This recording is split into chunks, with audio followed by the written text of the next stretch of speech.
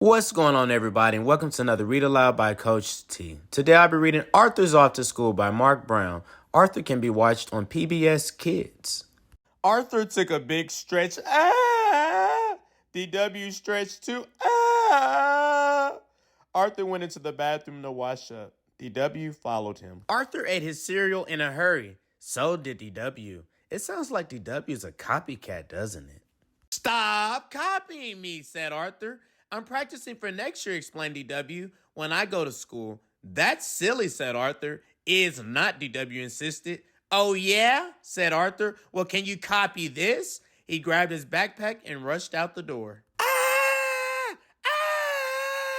Stop following and stop copying me. The brain didn't have a sister to bother him, but he did have another problem. Here, lizard, he called out. Here, lizard, lizard, lizard, lizard, lizard, lizard, lizard. Here, lizard, lizard, lizard, lizard, lizard. There was one problem that existed for the brain. He couldn't find his lizard under everything in his room. My name is Binky Barnes and I'm pumping out that iron. Yeah! Binky wasn't worried about little sisters or lost pets. He was worried about looking tough. I do have my reputation to keep up, he thought. His room might have been a mess, but we all know that Binky Barnes is not someone to mess with. Francine had troubles too. I have to be ready for recess, she said.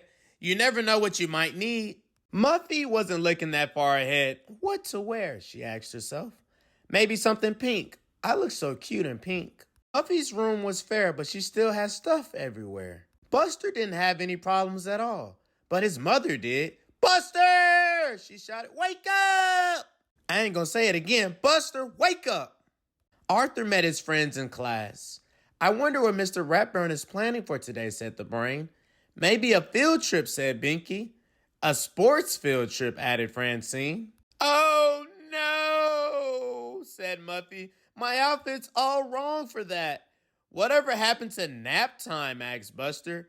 Arthur shrugged. I don't care what it is, he said, as long as it's away from DW. The bell rang. Ding!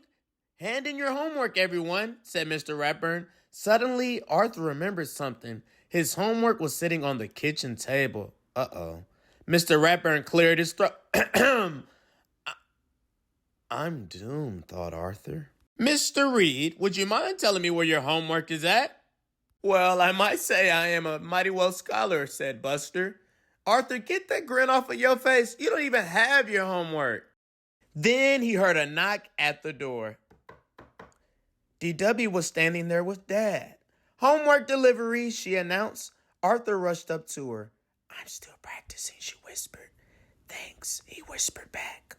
Arthur had to admit it. Sometimes little sisters were a big pain, but sometimes they were a big help too.